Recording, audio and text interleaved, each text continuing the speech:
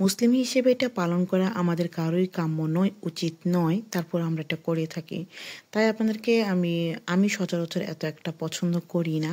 যাই হোক, আপনাদেরকে সবাইকে জানাচ্ছি নতুন বছরের শুভেচ্ছা। বিসমিল্লাহির রহমানির রহিম। আসসালামু আলাইকুম। আশা করছি সবাই অনেক ভালো আছেন, সুস্থ আছেন। আমাকে অনেকেই প্রশ্ন করেন, আপু আপনি যে ক্যাম্পে থাকেন সেই ক্যাম্পের নাম কি? ইতিমধ্যে অনেক ভিডিওতে বলেছি, আজকে ক্যাম্পটা দেখাবো একদম ফজরের ঠিক ওয়াক্তটা। আজকে শেয়ার করবো 3টি আপডেট, যদিও একটি আপডেটটা ভালো নয়, আপনাদের তেমন মঙ্গলজনক কোনো কিছু নয় বা গুড নিউজ বলতে কিছু নেই, কিন্তু তারপরে আপনাদের জানার প্রয়োজন। মিলানোতে এই অনুষ্ঠানটা করতে গিয়ে 309 জন আহত হয়েছে। আর আমি আপনাকে কয়েকটা পিক দেখাবো আমার বাসার সামনে। এগুলো করতে গিয়ে কিছু মানুষ অশৃঙ্খল, কিছু মানুষ যে কী পরিমাণ যা ইচ্ছে তাই করে। যাই হোক, আজকে শেয়ার করব 3 থেকে প্রায় 4টি আপডেট। তার মধ্যে একটা তেমন গুড আপডেট বা গুড নিউজ নয়, কিন্তু আপনাদের জানা প্রয়োজন। এই যে দেখতে পাচ্ছেন, এটা আমার বাসার সামনে পার্কটাতে এই অবস্থাটা তারা করেছে। এগুলো হচ্ছে উশৃঙ্খল, একদম উশৃঙ্খল মানুষ। যাই হোক, বকবক না করে মেইন গল্পতে চলে যাই। 4টা আপডেটের মধ্যে প্রথমে একটি শেয়ার করে নিচ্ছি। অবৈধ পথে ইতালিতে গিয়ে দিশেহারা হাজারো বাংলাদেশি। চলতি বছর একটি হিসেবে দেখা গিয়েছে, চলতি বছর 2024-এ শুধুমাত্র ভূমধ্যসাগর দিয়ে ইতালিতে প্রবেশ করেছে, শুধুমাত্র ভূমধ্যসাগর, আমি অন্যান্য পথ দিয়ে বলছি না, প্রায় 12,000-এর বেশি অভিবাসী ইতালিতে প্রবেশ করেছে। বর্তমানে এই দিন দিন বেড়ে যাওয়ায় এবং রেকর্ড সংখ্যক ছাড়িয়ে যাওয়ায় এতে আমরা প্রবাসী যারা বাংলাদেশি রয়েছে তারাও উদ্বিগ্ন, এবং ইতালি সরকার, পাশাপাশি ইতালির যে আইনি ব্যবস্থা বা এই দিশেহারা হয়ে যাচ্ছে। শুধু যারা আপনারা আসছেন তাতে করে যে আপনারা আমাদের কারো ক্ষতি করবেন সেটা নয়, বাট ইটালির গভর্নমেন্ট যা আছে তাদের কোনো ক্ষতি নাই, কিন্তু হঠাৎ করে এত বেড়ে যাওয়ায় শুধুমাত্র ভূমধ্যসাগর দিয়ে 12,000 হলে ইন টোটাল একটি গবেষণা বা একটি হিসেবে দেখা গিয়েছে প্রায় ইন টোটাল বর্তমানে বাইরুট পথ দিয়ে এবং ভূমধ্যসাগর দিয়ে আপনারা এসেছেন প্রায় 36,000-এর মতো। তো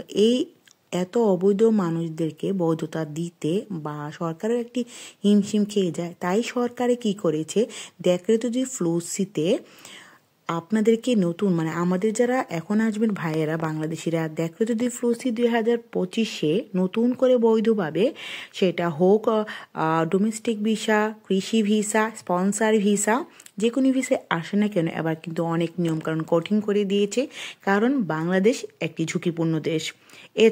এছাড়া আরেকটি হচ্ছে, ইতালিতে যারা অবৈধভাবে এসে পড়েছেন তাদের বৈধতা নিয়ে প্রশ্ন উঠছে।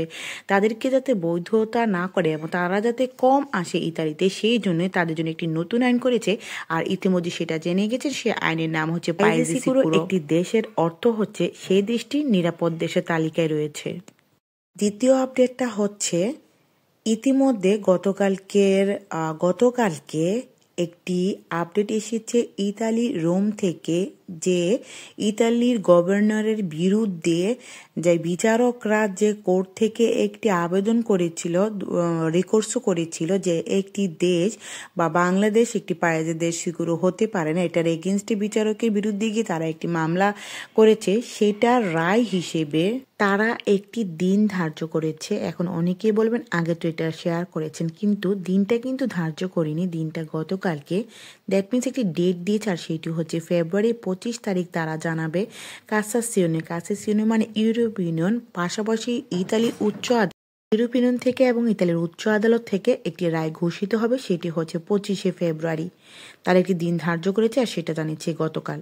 তৃতীয় যে আপডেটটা, সেটা হচ্ছে তৃতীয় আপডেট রেজাল্টের জন্য যারা অপেক্ষায় বসে রয়েছিল, সেই রেজাল্ট অনুযায়ী ইতিমধ্যে ইউরোপিয়ান ইউনিয়ন এবং উচ্চ আদালত, নিম্ন আদালত, বিভিন্ন বিচারকগণ, তারা একজন থেকে একজন তারা হস্তান্তর করে দিয়েছে রেজাল্টটা, সেটাও গতকালকে আপডেট এসেছে। আরেকটি আপডেট এসেছে এবং আরেকটি জরিপে দেখা গিয়েছে, বাংলাদেশ একটি দেশ রেকর্ড সংখ্যক ছাড়িয়েছে 2024 সালে ভূমধ্যসাগর এবং বিভিন্ন পথ, যেমন সার্বিয়া, ক্রোয়েশিয়া এবং রোমানিয়া, আলবেনিয়া, এগুলো দিয়ে পথ দিয়ে যারা ইতালিতে অবৈধভাবে অনুপ্রবেশ করেছেন, এই এত সংখ্যক পরিমাণ মানুষ এসেছেন, যাতে করে ইতালির গভর্নর এবং ইতালিতে বসবাসরত বাংলাদেশিরা সবাই উদ্বিগ্ন। কারণ বৈধতা নিয়ে। এছাড়া এবং নতুন একটি সরকার যে আপনারা জানেন যে সে প্রবাস বান্ধব নয়, সে বিদেশিদের বিরুদ্ধে বা যারা আপনারা অবৈধ এসেছেন তাদের জন্য সে মাফিয়াদের সাথে সে যুদ্ধ ঘোষণা করেছে। যাই হোক, এছাড়াও আরও কারা উদ্বিগ্ন এবং দিশেহারা সেটা হচ্ছে আপনারা। কারণ কেন আপনারা উদ্বিগ্ন? আপনারা যখন এসেছেন তখন আপনারা আসার পর দুটি কারণে, কারণ ভাষাগত দক্ষতা জটিলতা থাকার কারণে আপনারা ভালো করে কাজ পান না, এছাড়া কাজের দক্ষতার অভাবে। জানা গেছে সমুদ্রপথে লিবিয়া, তিউনিসিয়া, আলবেনিয়া এবং বসনিয়া থেকে ইতালিতে প্রবেশ করেছেন অভিবাসন প্রত্যাশীরা। আর এই দেশটিতে বাংলাদেশি অনুপ্রবেশকারীদের মধ্যে অধিকাংশই আপনারা জেনে শুনে অবাক হবেন শরীয়তপুর এবং মাদারীপুরের। তবে ভূমধ্যসাগরে পাড়ি দিয়ে ইতালিতে যাওয়ার পথে প্রতি বছর অসংখ্য বাংলাদেশি প্রাণ হারাচ্ছে। যারা অন্যদিকে বিভিন্ন ক্যাম্পে গিয়ে আশ্রয় পেয়েছেন তারাও আবার মানবতা জীবনযাপন করছে। এদিকে দেশের ঋণের চাপ, অন্যদিকে ইতালিতে এসে ভাষাগত জটিলতা, দক্ষতার অভাবে শুরুতে কাজ না পাওয়া, এতে বাড়ছে দুশ্চিন্তা, হতাশাগ্রস্ত হয়ে এক প্রকার এক যুবকের আত্মহত্যার ঘটনাও রোম শহরে শোনা গেছে। কৃষি ভিসা সহ লিবিয়া, আলবেনিয়া, তিউনিসিয়া হয়ে সাগর পথে ইতালিতে এসেছেন এমন অনেক প্রবাসীর সঙ্গে কথা বলে অনেক ধরনের তথ্যই আপনারা জানতে পারবেন। তাদের কাছ থেকে জিজ্ঞেস করবেন বর্তমানে তার অবস্থা, যারা ক্যাম্পে রয়েছেন, ক্যাম্পের বাইরে রয়েছেন, তাদের জীবনযাত্রার ব্যাপারে। তবে বৈধভাবে প্রশিক্ষিত হয়ে ইতালিতে এসে যেমন সম্মানজনক ভালো বেতনের সুযোগ আছে, তেমনি নিজের জীবনের নিরাপত্তাও আছে। এ বিষয়ে অভিবাসন প্রত্যাশীদের সাথে সতর্কতামূলক এবং প্রচারণা চলমান। কেউ যেন অবৈধভাবে মৃত্যু ঝুঁকি নিয়ে ইতালিতে না আসে আহ্বান জানিয়েছে বিভিন্ন কর্মকর্তারা।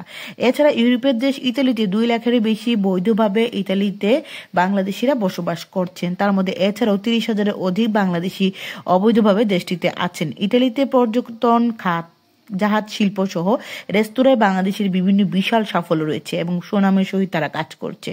তবে ভাষার জটিলতা এবং দক্ষতার অভাবে অনেকে কাজ না পাওয়ায় ইতালিতে অনেকে যাওয়ার কাজের দক্ষতা, ভাষা শিখে যাবেন, এগুলো অনেক কর্মকর্তা যারা প্রবাসে যারা আসছেন বা প্রবাসে যারা এই কাজগুলো করছেন, বিভিন্ন কর্মকর্তারা তারা জানিয়েছেন আপনারা যারাই যাবেন অন্তত পক্ষে মিনিমাম আসার সাথে সাথে ভাষাটাকে গুরুত্ব দেওয়া এবং বিশেষ করে যেখানে থাকবেন আপনারা সেই ভাষাটাকে আয়ত্ত করতে পারলে এবং বাংলাদেশ থেকে আসার আগে যদি পারেন কোনো কাজের দক্ষতা নিয়ে আসতে পারলে ইতালিতে আপনি দ্রুত নিজের ক্যারিয়ার করতে পারবেন। পর বাংলাদেশে একটি দেশ, যেই দেশ থেকে এত সংখ্যক অবৈধভাবে লোক প্রবেশ করছে, তাই দুশ্চিন্তায় শুধু যে বাংলাদেশিরা যারা আসছেন তারা নয়, দুশ্চিন্তায় আছে ইতালির গভর্নর বা সরকারি পক্ষ। বৈধভাবে যারা আসছেন তাদের নিশ্চয়তা রয়েছে, অবৈধভাবে যারা আসছেন তাদের বৈধতার নিশ্চয়তা, পাশাপাশি তারা ভাষাগত বিভিন্ন দক্ষতা না থাকার কারণে ইতালিতে ক্যাম্পে আশ্রয় নেওয়ার কারণে, ক্যাম্পে থাকার কারণে এবং তারা বিভিন্ন ধরনের কোনো অকারেন্সির সাথে জড়িত হয়ে যাওয়ায় বিভিন্ন ধরনের আইন ভঙ্গ করছে বা এছাড়াও বিভিন্ন অকারেন্সির সাথে জড়িত হয়ে যায়, দেশেরও কিন্তু ক্ষতি হচ্ছে। এই সব দিক মিলিয়ে কিন্তু বাংলাদেশকে পায়জাসি করে দিয়েছে এবং বাংলাদেশিতে বিভিন্ন দালাল চক্র জড়িত হওয়ায় ইতালি দেখতে ফ্লুসিতে বাংলাদেশকে দিয়েছে ঝুঁকিতে। সবাই ভালো থাকবেন, সুস্থ থাকবেন। পরবর্তীতে হাজির হব আবার কোনো গুরুত্বপূর্ণ ইম্পর্টেন্ট আপডেট নিয়ে। সে পর্যন্ত সবাই সুস্থ থাকুন। আমার জন্য, আমার পরিবারের জন্য দোয়া করবেন। একটি রিকোয়েস্ট রইল, ভিডিওটি শেয়ার দিবেন। আজ এ পর্যন্তই। নতুন কি আপডেট আসছে সে পর্যন্ত সবাই সুস্থ থাকুন। আর আপনারা বলেন যে কোনো মুহূর্তে যে কোনো আপডেট দিতে আমি রাজি। আপনারা আমাকে সেরকম একটা অনুমতি দেন, আমি শেয়ার করতে রাজি। কারণ এখন আমি একটা জিনিস শেয়ার করলাম, আপনারা আবার কালকে বললেন যে শুধু খারাপ নিউজই শুনবো, আমরা ভালো কিছু শুনবো না, বা আপনার নিউজ থেকে এগুলি পাওয়া যায় আর কিছু পাওয়া যায় না, তাহলে আমি শেয়ার করবো না। আপনারা যদি আমাকে বলেন আপু যে কোনো মুহূর্তে যে কোনো আপডেট আমরা শুনতে প্রস্তুত, যেহেতু আমরা এই পথের পথিক, সো আমি সেই মুহূর্তে সেই আপডেটটি শেয়ার করব আপনাদের কাছ থেকে অনুমতি পেয়ে। আজ এ পর্যন্ত, আল্লাহ হাফেজ।